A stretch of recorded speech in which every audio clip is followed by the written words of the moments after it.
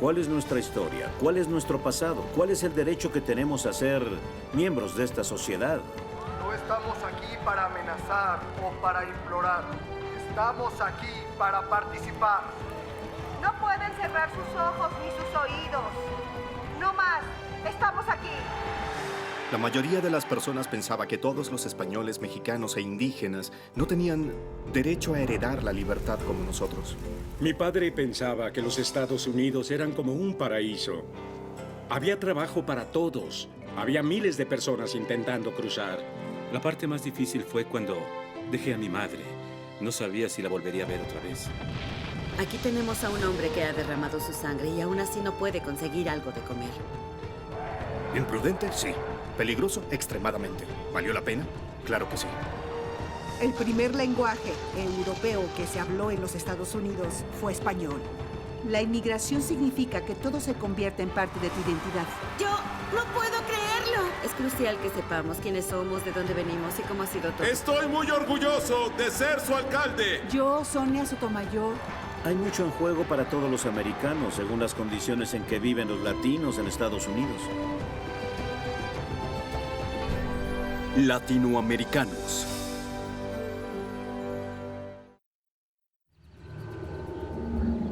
El capitán Juan Seguín, hijo de una importante familia mexicana en San Antonio, Texas, fue uno de los sobrevivientes de los defensores de El Álamo en 1836. Travis, Bowie, Crockett, eran nuestros hermanos. Seguín se convirtió en un héroe, en alcalde de San Antonio y en senador de la República de Texas. Pero su historia sería enterrada con las cenizas de sus camaradas caídos. Sus aliados anglo lo traicionarían. Ellos no lo defendieron cuando necesitó su protección. Más de un siglo pasaría antes de que una generación de latinos buscando su identidad desenterrara la memoria de Juan Seguín y las historias de los primeros latinos en América. ¿Cuál es nuestra historia, nuestro pasado? ¿Cuál es el derecho que tenemos a ser miembros de esta sociedad? Ellos descubrieron las memorias de una niña huérfana, lo que dio una nueva perspectiva sobre el olvidado mundo de la California española.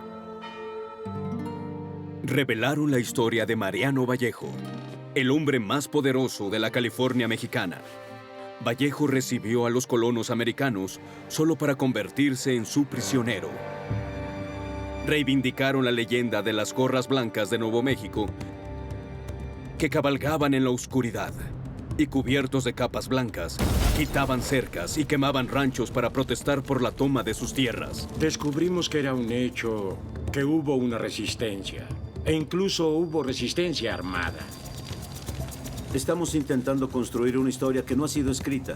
Teníamos en blanco una hoja que tenía que ser recuperada y republicada.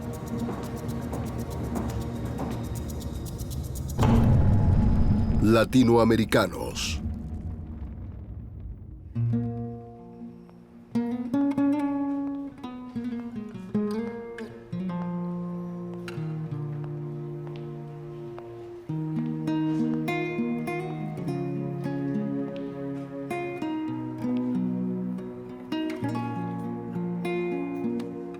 Yo solo tenía 7 años cuando el gobierno nos envió a mí y a muchos otros niños al norte, a California.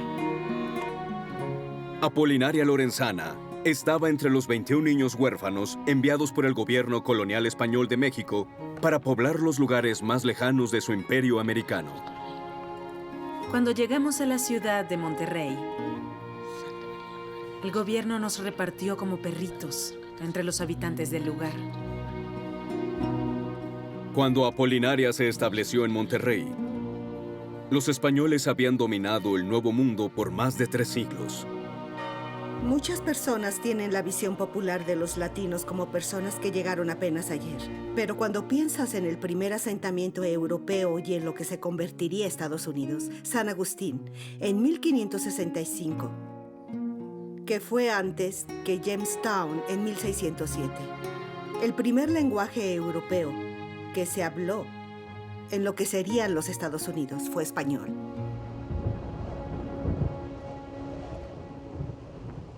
Cien años después de la llegada de Colón al Nuevo Mundo, conquistadores españoles y sacerdotes se dirigieron al norte de América, cruzando el Río Grande buscando oro y difundir el catolicismo.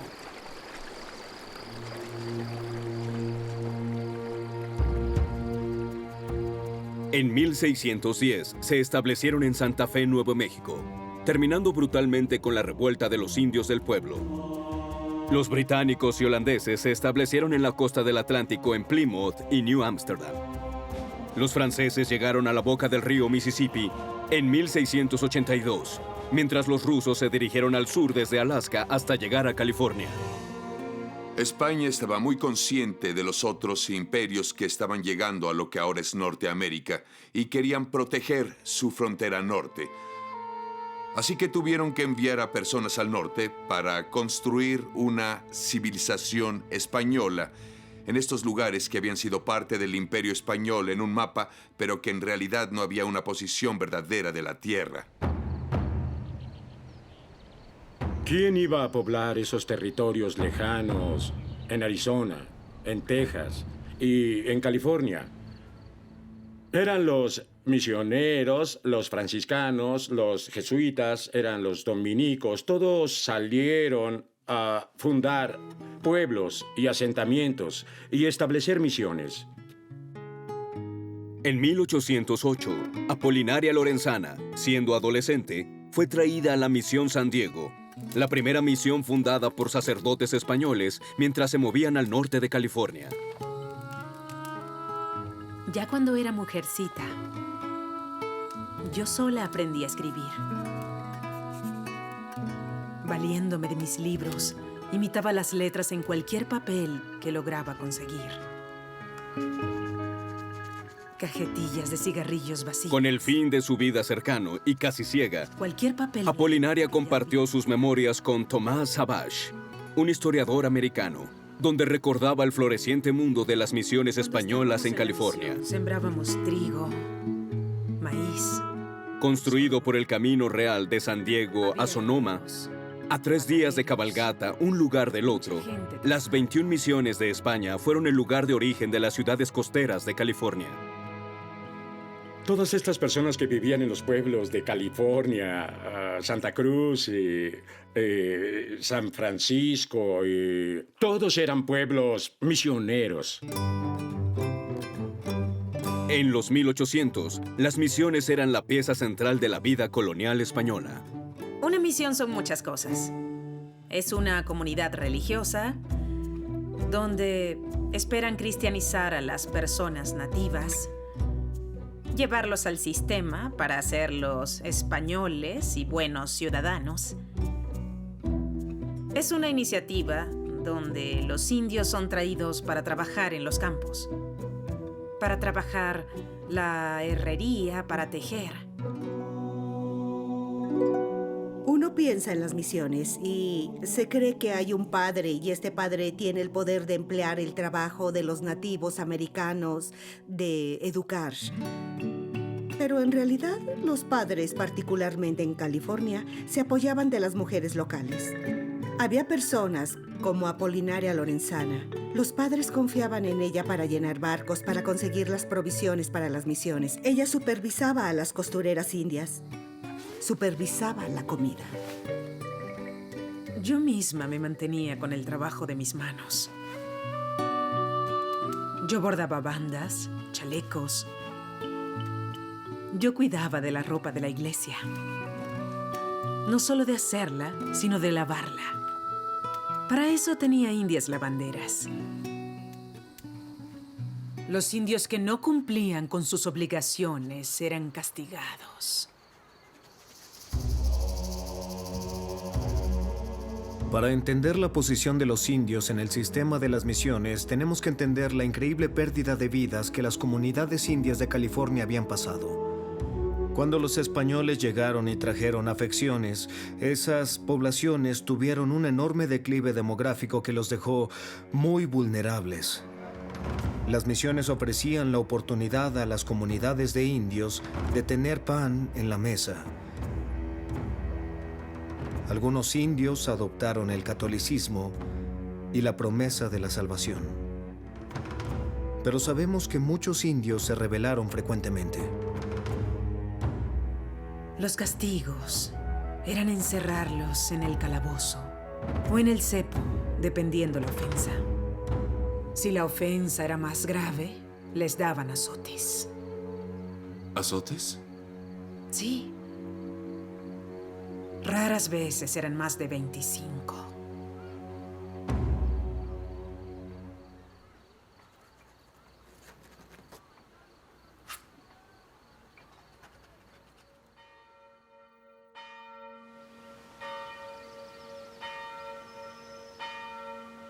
En 1821 llegó a California la noticia que después de una larga guerra de 10 años, México había ganado su independencia de España. Las ideas liberales sobre gobierno y sobre la igualdad, sobre la oportunidad, estaban en el aire, con muchas otras preguntas sobre el poder de las instituciones. En esa atmósfera, las personas empezaron a ver a la Iglesia Católica con un ojo crítico, pensando, ¿por qué esta iglesia, por qué esta institución posee tanta tierra? El gobierno de la República de México desafió el poder de la Iglesia Católica. En 1833, ordenó que todas las misiones fueran secularizadas y que sus tierras fueran divididas. Los vastos territorios de las misiones fueron divididos en ranchos y se cedieron entre cientos de familias. Muchos de ellos los colonos originales de California, conocidos como los californios. Se suponía que a los indios les tocaban las tierras de las misiones, y ese era el plan, con la secularización, pero no sucedió así. Y muchos de los indios estaban perdidos. Algunos de ellos regresaron a su anterior forma de vida. Otros fueron a trabajar a los ranchos. Mientras los padres enfrentaban el final de su dominio, se aseguraron que algunos de los terrenos de las misiones permanecieran a cargo de personas de su confianza. Por su devoción a las misiones, a Apolinaria, conocida como la Piadosa, se le dieron 2 ranchos y ella compró un tercero. Cuando me dieron la posesión de los terrenos, los mandé bendecir y les di nombres de santos. Siempre he tenido mucha fe en el favor de los santos.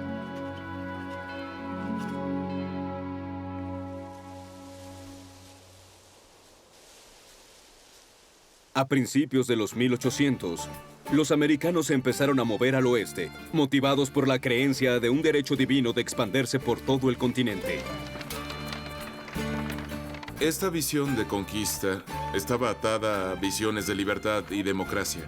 Fue una misión providencial, era una misión protestante. Sin embargo, el problema era que las tierras que América quería ocupar, en su imaginación estaban vacías, pero en la realidad no era así.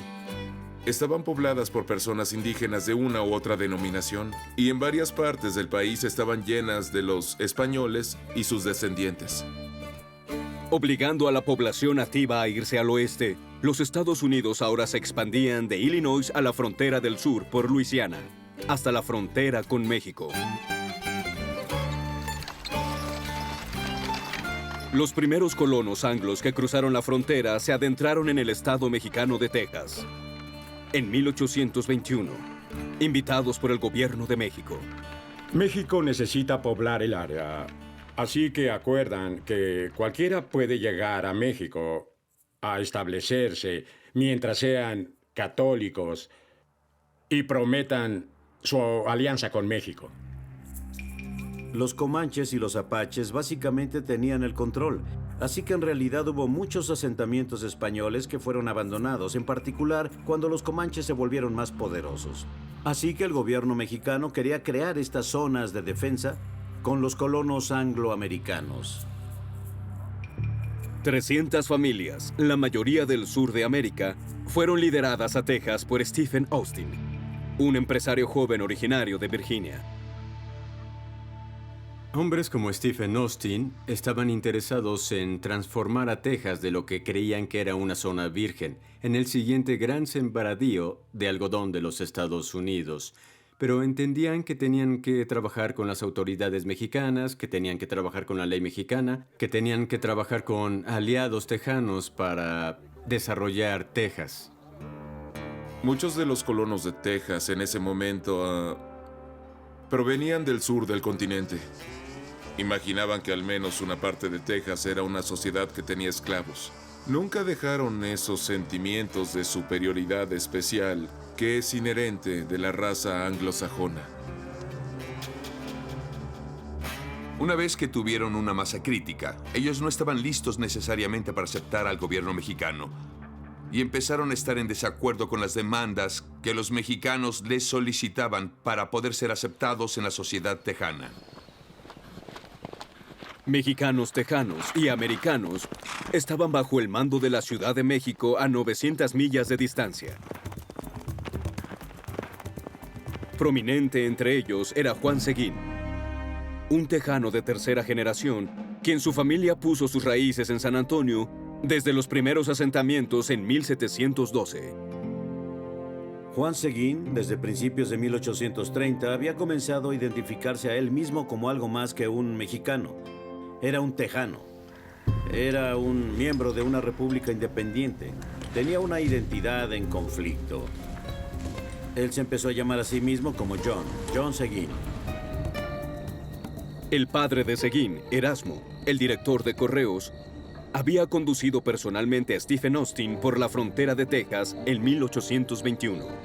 Erasmo y Juan Seguín vieron el asentamiento angloamericano en Texas como importante para el desarrollo de su frontera, identificando las partes de México a las que no llegaban los recursos desde la Ciudad de México para desarrollar propiamente la región.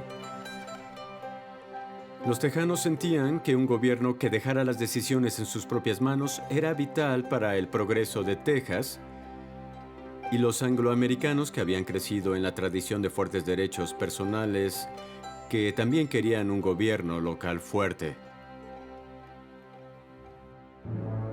Cuando en 1834 el nuevo presidente de México, Antonio López de Santana, disolvió el Congreso para gobernar todo México con mano de hierro, los tejanos y americanos se unieron a la oposición. En el otoño de 1835 se alzaron en rebelión. Santana lideró un ejército de miles cruzando el Río Grande para acabar con la rebelión. Es curioso cómo tengo que recordarles a mis estudiantes que ellos creen a veces que Santana invadió los Estados Unidos. Y tengo que desengañarlos, decirles, esperen un momento. No, Santana marchaba a lo que aún era de México. El 23 de febrero de 1836, Santana tomó posesión de la ciudad de San Antonio. 200 tejanos lucharon en una antigua misión española llamada El Álamo. Entre ellos, el renombrado colonizador David Crockett, de Tennessee, Jim Bowie, de Kentucky, y el teniente coronel William Travis, de Alabama. También habían mexicanos en El Álamo, hombres con nombres como Vadillo, Esparza, Navas y Juan Seguín.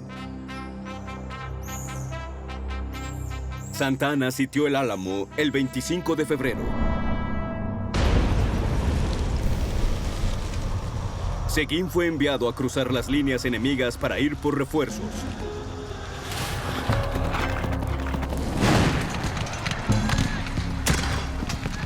En el amanecer del 6 de marzo, el día 13 de la pelea, las fuerzas de Santana traspasaron las defensas del Álamo.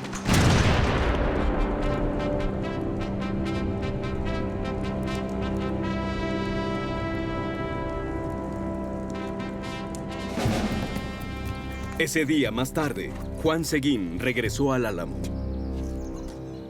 Seguín esperó en vano la señal de disparo que tenía que emitirse cada 15 minutos mientras el fuerte resistiera aún. Todos los defensores del Álamo, los 189 hombres, habían sido asesinados.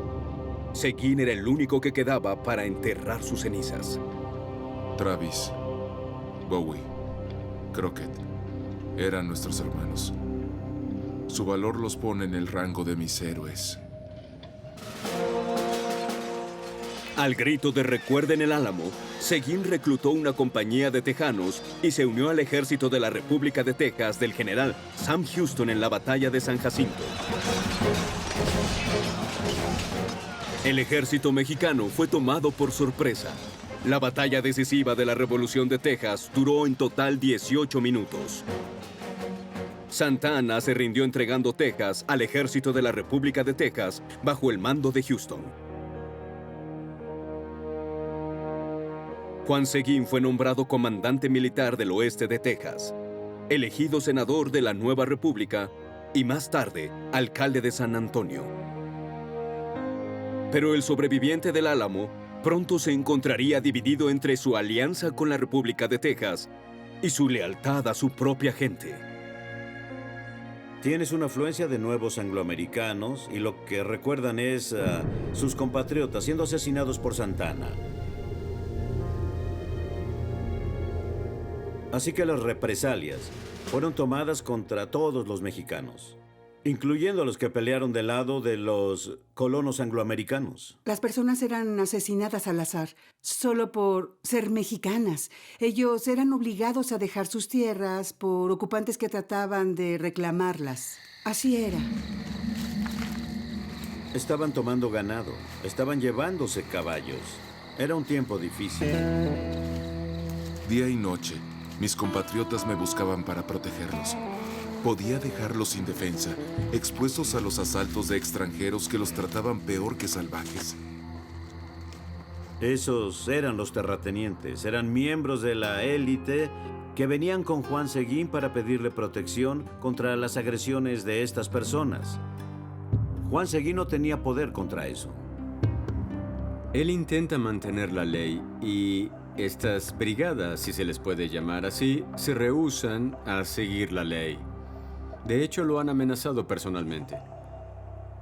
Las personas que acaban de llegar ahí ven a las personas que han estado aquí por un largo tiempo como los extranjeros.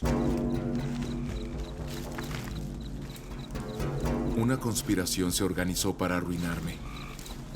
Cada grupo de voluntarios encaminados a San Antonio declaraban que querían asesinar a Juan Seguín. Sus aliados anglo lo vendieron, ellos no lo defendieron cuando necesitaba protección. Él tiene que renunciar a su posición como alcalde de San Antonio. El 30 de abril, un amigo me mandó un mensaje de que la compañía venía por el río quemando los ranchos. Sin poder sufrir más la persecución de los americanos desagradecidos, tuve que dejar Texas. Abandonar todo por lo que había luchado, para convertirme en un nómada. Juan Seguín huyó a México en 1842. En los 20 años desde que su padre lideró a 300 familias a Texas, la línea que dividiría a los latinos y los anglos había sido establecida.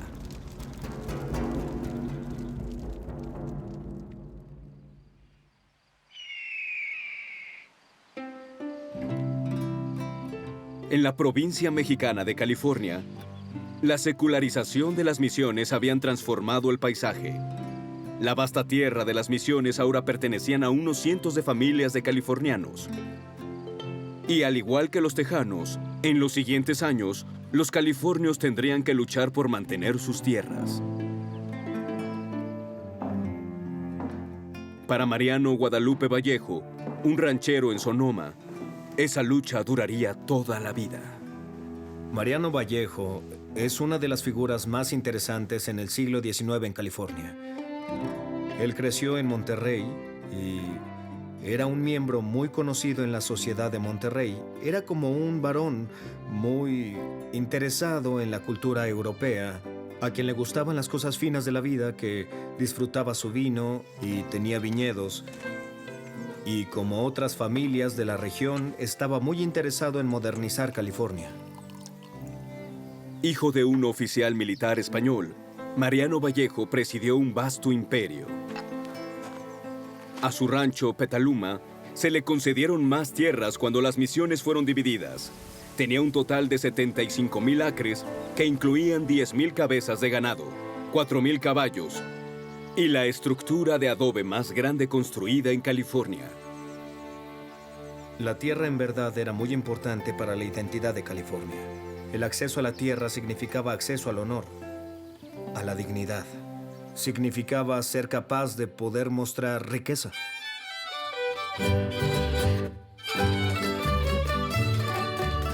Gastaban mucho dinero, porque había muchas carreras de caballos y fandangos. Toda la vida giraba alrededor de una cultura rural. Estaban orgullosos de sus capacidades como jinetes, como vaqueros. Eran personas que sentían mucho orgullo por su vestimenta, la manera en que se presentaban en público. Eran personas que se pensaban como personas orgullosas, como personas emergentes.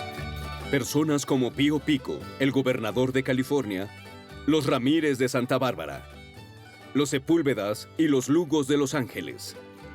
Muchas de estas familias se veían a ellas mismas como mexicanas, pero no mexicanas. Ellos vivían en un área lejana de la Ciudad de México, lejana del gobierno central. Así que, de alguna manera, ellos establecieron su propia cultura híbrida.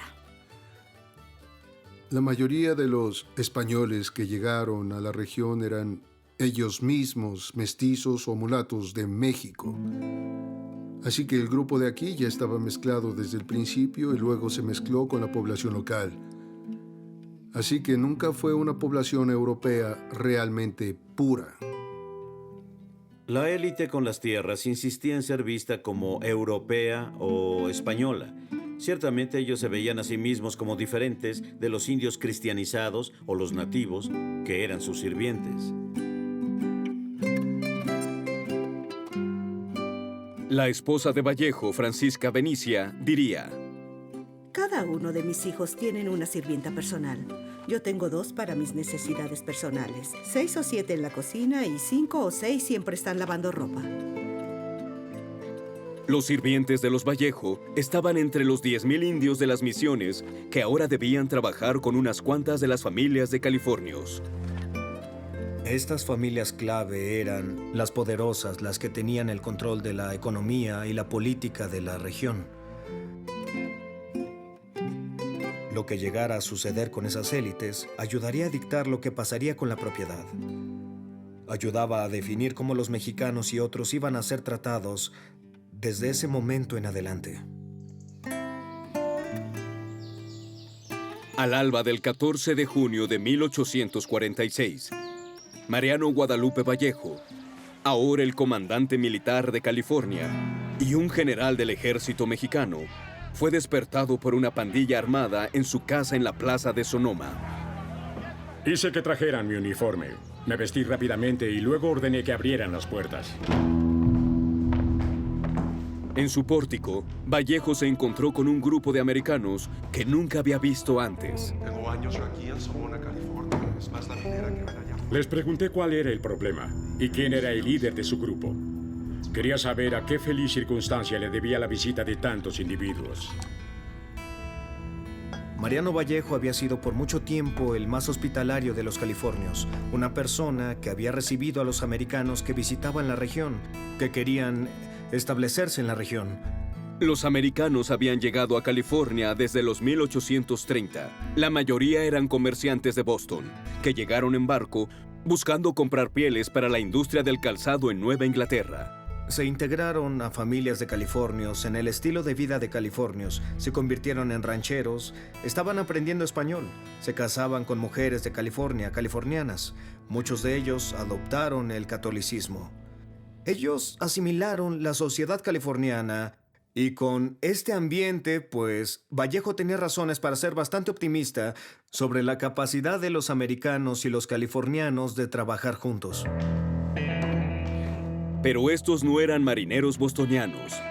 Eran tramperos y granjeros, pioneros que habían cruzado las montañas y las sierras, y habían declarado su derecho a las tierras del Valle de Sacramento.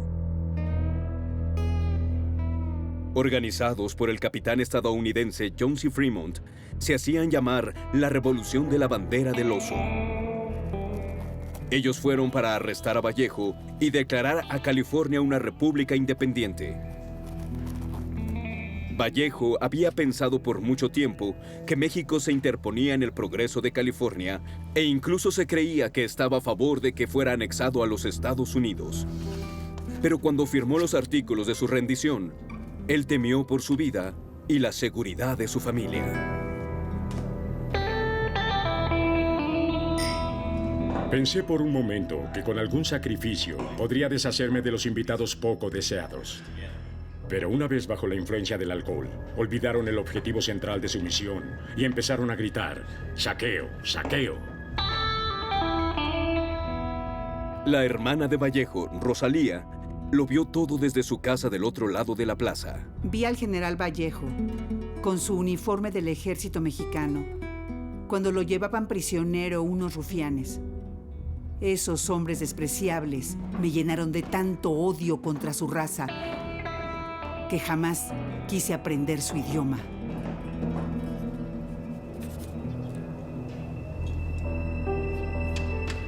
Vallejo fue encarcelado en el fuerte de Suther en el Río de Sacramento, bajo el comando del capitán Fremont. Ese fue un momento de transformación para Vallejo. En verdad, él era un don de la Alta California en muchos aspectos. Este era un profundo insulto para el sentido de Vallejo de quién era él y lo que pensaba que eran los americanos. ¿Qué nos está pasando? ¿En qué se va a convertir nuestra cultura? ¿Van a llegar y van a tomarlo todo? El presentimiento de algo malo. ¿Qué es lo que sigue? 10 de julio de 1846. Querido capitán Fremont, deseo que me permita saber si mi... Un mes después de su encarcelamiento, con su cuerpo debilitado por la malaria, Vallejo se enteró que los Estados Unidos y México estaban en guerra.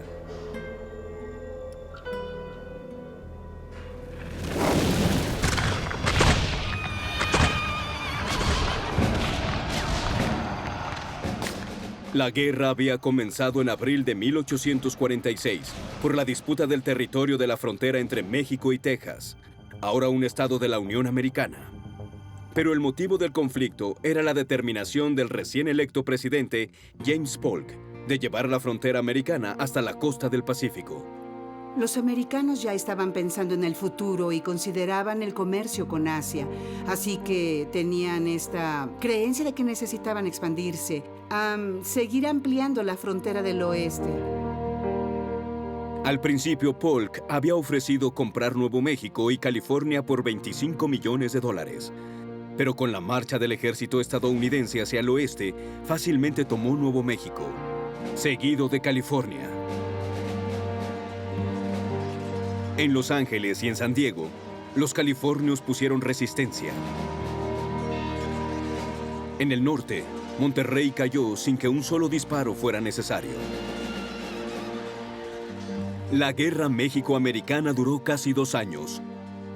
Con la rendición de México en febrero de 1848, los Estados Unidos habían duplicado su tamaño, añadiendo a su territorio la mitad de lo que México había sido alguna vez.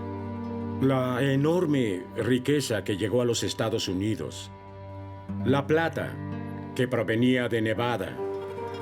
Arizona se convirtió en el centro del cobre de los Estados Unidos. Nuevo México era proveedor de una enorme porción de lana en América. Todo esto era territorio mexicano perteneciente a los Estados Unidos como resultado de ganar la guerra México-americana. A 80,000 mexicanos se les dio la opción de convertirse en ciudadanos americanos bajo el Tratado de Guadalupe Hidalgo. El Tratado de Guadalupe Hidalgo proveía de ciertos derechos y protecciones a los nuevos ciudadanos americanos de descendencia mexicana. Eso incluía protección a sus derechos de propiedad, por ejemplo. Debían ser tratados como ciudadanos, con derechos para poder votar. Los americanos y los mexicanos ahora serán un solo pueblo. Así lo declaró el gobernador militar de California, Richard Mason. Sujetos a las mismas leyes, disfrutando los mismos derechos y privilegios, ellos deberán convertirse en una banda de hermanos. Mariano Vallejo había regresado a su casa en Sonoma después de 2 meses en prisión, solo para encontrar pedazos de su casa, su ganado asesinado y sus caballos robados. Confiado en que sus derechos serían protegidos bajo la ley americana, él juró quemar su uniforme del ejército mexicano como un gesto de alianza con los Estados Unidos. Como era de esperarse, esos derechos y privilegios fueron puestos a prueba continuamente.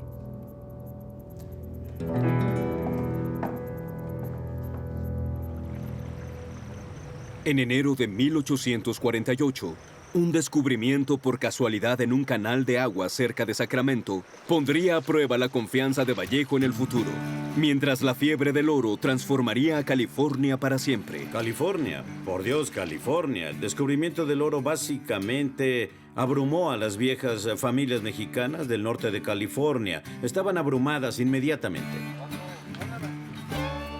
Los primeros en beneficiarse por la fiebre fueron aquellos que vivían cerca de Sacramento, en su mayoría mexicanos y californios. Antonio Coronel, un juez de la paz de Los Ángeles, corrió a los campos de oro para probar su suerte. Todos empezaron a trabajar al amanecer. Pronto, después de excavar un poco, íbamos a los depósitos de oro, y todos los que trabajaban estaban felices con los resultados. Cuando la fiebre fue conocida alrededor del mundo, hombres jóvenes desde China hasta Chile y cada esquina que quedaba en el continente americano dejó todo atrás para ir a California. Con los americanos llegó una nueva jerarquía basada en la raza. Lo que vemos que llegaba a California de manera muy potente era un sentimiento de los anglos, que ese era su destino, era una de las expresiones de la misión providencial de conquistar y civilizar toda América para las personas anglo, que a ellos se les debía dar la primera oportunidad, ser los primeros en tener ese oro. Ese fue un momento en el que los habitantes de California que hablaban español se encontraron con la discriminación. Antonio Coronel notó cómo los débiles eran desplazados de su excavación por los más fuertes. Un domingo, avisos aparecieron en distintos sitios anunciando que todo aquel que no fuera ciudadano americano debía abandonar el lugar dentro de 24 horas. Eso era apoyado por un grupo de hombres armados, preparados para hacer esa advertencia efectiva. Los linchamientos eran comunes. Se pueden encontrar muchas historias de viajeros que cabalgaban solos por el campo y encontraban a hombres que estaban en un árbol colgando. Casi 300 mexicanos fueron linchados en California en los años de la fiebre del oro. Los linchamientos se supone que deberían ser muestras públicas del poder de la sociedad americana, de los anglos y la sociedad americana. Fueron hechos para enviar un mensaje a los latinos sobre cuál era su lugar en la California americana. Plasmadas en tarjetas postales y vendidas como recuerdos, los linchamientos eran los más grotescos, pero la única demostración de violencia racial en el suroeste americano. Los latinos eran vistos como grasientos, violentos, peligrosos, sucios, morenos, figuras amenazantes en la sociedad de la fiebre del oro. Por otro lado, esos eran estereotipos de los californios sobre Vallejo y otros que eran vistos como terratenientes, como varones, señores feudales de la Edad Media que habían llegado al siglo XIX, pero que en verdad eran producto de otra época. San Francisco, la entrada a los campos de oro, creció de un pueblo de 200 personas a una ciudad de 36,000 en los años de la fiebre del oro. Para finales de los 1850, en el estado de California, 13,000 mexicanos eran minoría ante 300,000 anglos. Y cuando el oro empezó a terminarse, los buscadores comenzaron a invadir las tierras que pertenecían a las familias de rancheros. Estaban desafiando las tierras cedidas. Y las concesiones españolas y mexicanas eran fácil de desafiar porque los límites eran muy vagos, indefinidos en muchos casos.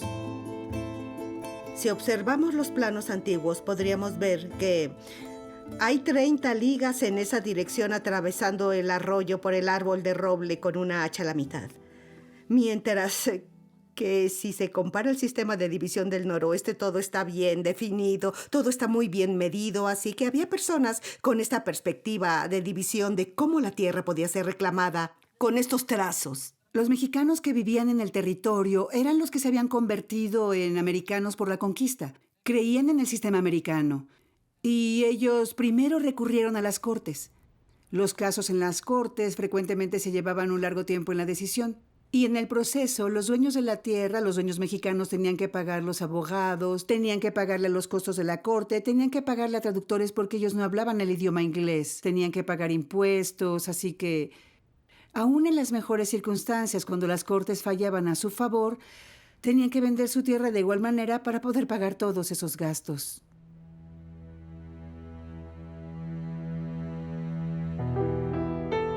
Mariano Vallejo no sabía qué hacer. Él tenía que lidiar con los invasores porque él se quejaba de los invasores. Así que, ¿qué hace el nuevo legislador estatal de California? Aprobar una ley para proteger a los invasores. Por lo que no sirvió mucho el tratado de Guadalupe Hidalgo. ¿Saben? Muy poco. Para mantener sus tierras, Vallejo llevó la batalla hasta la Suprema Corte. Pero en 1864, para pagar sus gastos en la corte, Vallejo fue forzado a vender los últimos 65,000 acres del rancho Petaluma a un banquero de San Francisco. Los mexicoamericanos fueron vistos como personas conquistadas. Aún las élites no tenían ninguna posición de autoridad contra los anglos nuevos. El lenguaje que ahora se habla en este país, las leyes que nos gobiernan, las caras que encontramos son aquellas de los amos de la tierra, antagonistas a nuestros intereses y nuestros derechos. Pero eso, ¿por qué le importaría al conquistador? Él desea solo su propio bienestar, no el nuestro. La facilidad con la que los anglos pudieron conquistar a los mexicanos fue para muchos observadores anglo prueba de la superioridad de su pueblo. Un pueblo inferior había sido conquistado por un pueblo superior. La democracia le había ganado al feudalismo y al subdesarrollo. El progreso estaba en manos de los americanos y los latinos estaban destinados a la extinción. Había un sentimiento de lo inevitable que era la supremacía blanca. Se parecía mucho al pensamiento hacia los nativos americanos, que ellos eventualmente se extinguirían porque no pueden subsistir con la presencia de la cultura angloamericana.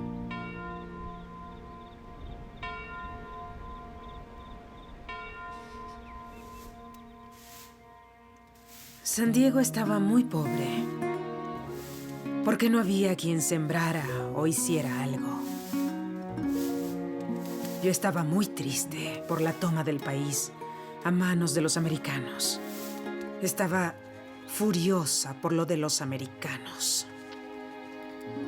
Despojada de sus tierras por un coronel americano, Apolinaria Lorenzana, la niña huérfana que había dado su vida a las misiones, no pudo conservar su riqueza ganada con mucho trabajo. Después de haber trabajado tantos años y de haber tenido bienes, me encuentro en la mayor pobreza, viviendo del favor de Dios y de quien me dé un bocado para comer.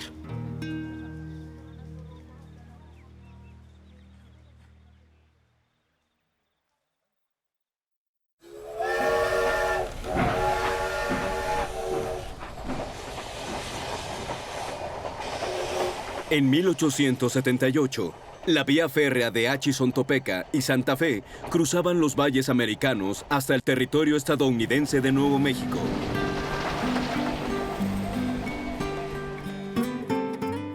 Establecido en 1598, Nuevo México era el establecimiento español más grande y viejo en el suroeste, donde la cultura de los latinos permanecía fuerte. Las instituciones de la sociedad estaban en Nuevo México. Había una insistencia muy arraigada en mantener el lenguaje español, las tradiciones culturales españolas, las tradiciones religiosas españolas.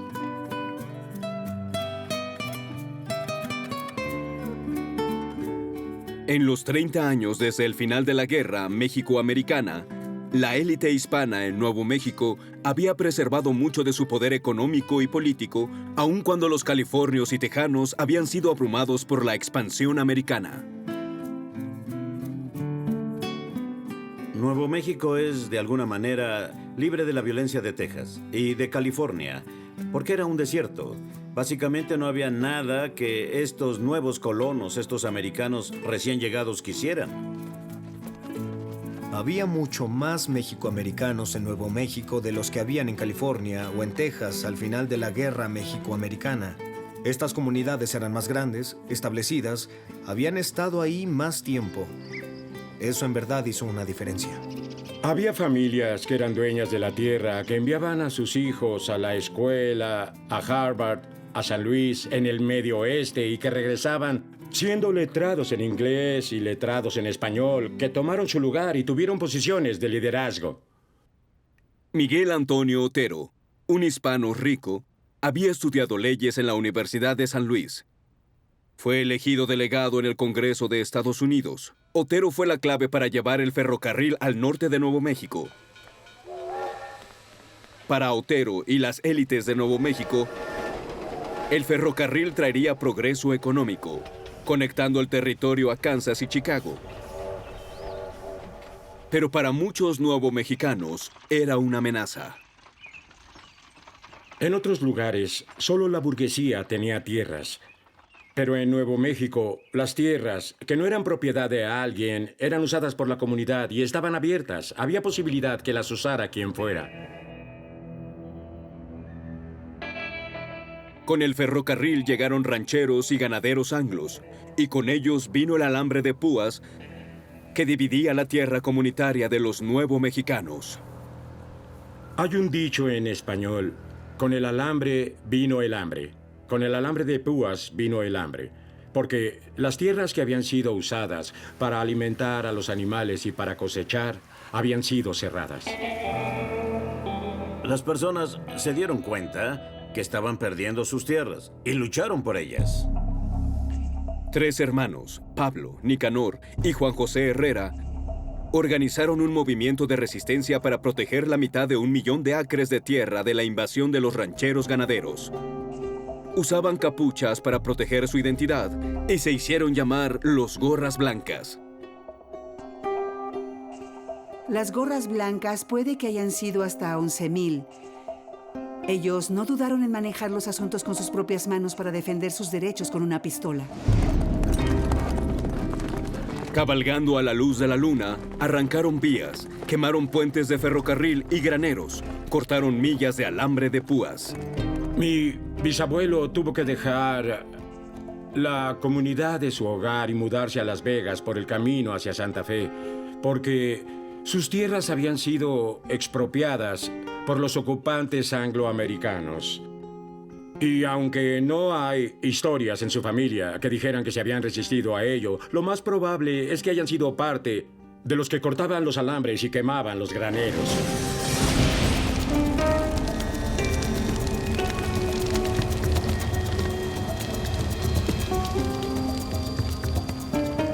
Cartas de los rancheros quejándose sobre las ofensas de los cortadores de alambre en el condado de San Miguel llegaron hasta el gobernador del territorio estadounidense de Nuevo México.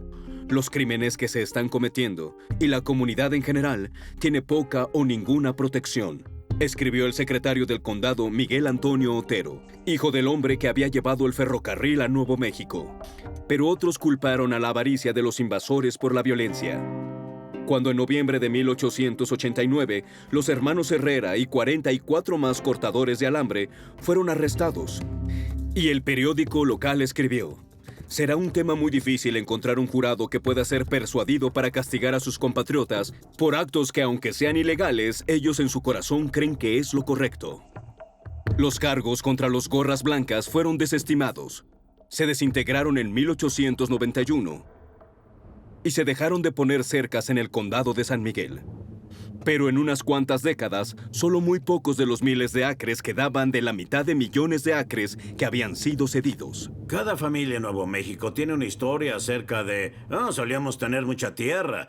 ¿Y qué le sucedió a esa tierra? Pues no la tenemos más. Pues, ¿qué le pasó? Pues no sabemos.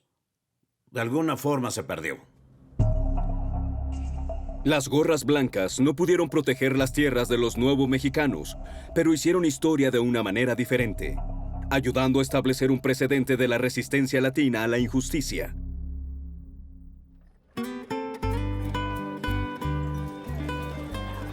Los nuevos mexicanos continuaron su lucha por sus derechos como ciudadanos americanos en un territorio conquistado.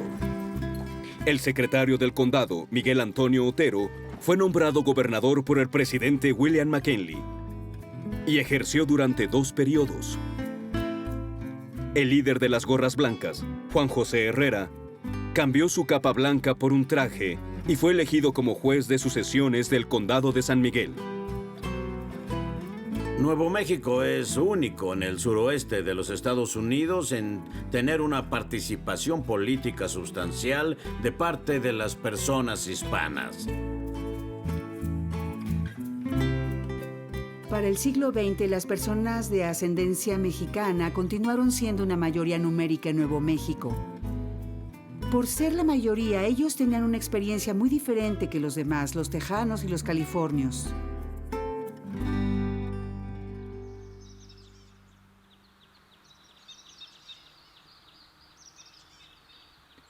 En Sonoma, California, en una pequeña finca que llamó Lágrimas de la Montaña, Mariano Vallejo pasó sus últimos años.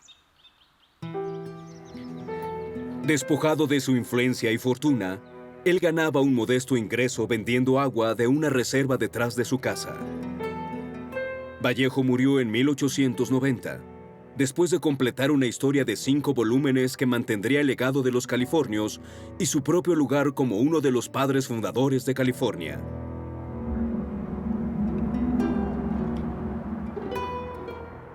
El sobreviviente del Álamo, Juan Seguín, se retiró a México donde murió en el olvido en 1890.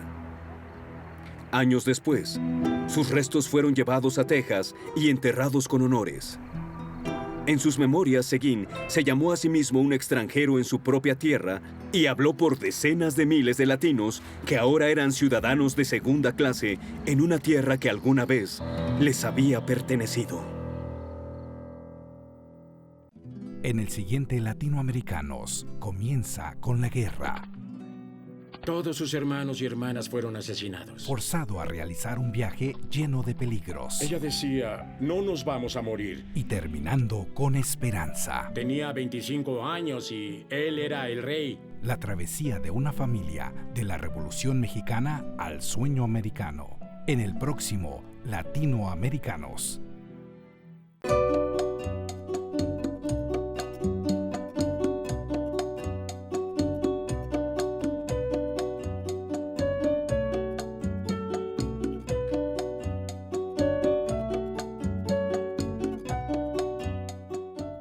Crea un video para compartir tu historia en línea, explora la cultura latina y aprende sobre la historia latina en pbs.org/Latinoamericans. Y únete a la conversación en Twitter usando #LatinosPBS. Latinoamericanos está disponible en DVD y el libro de acompañamiento también está a la venta.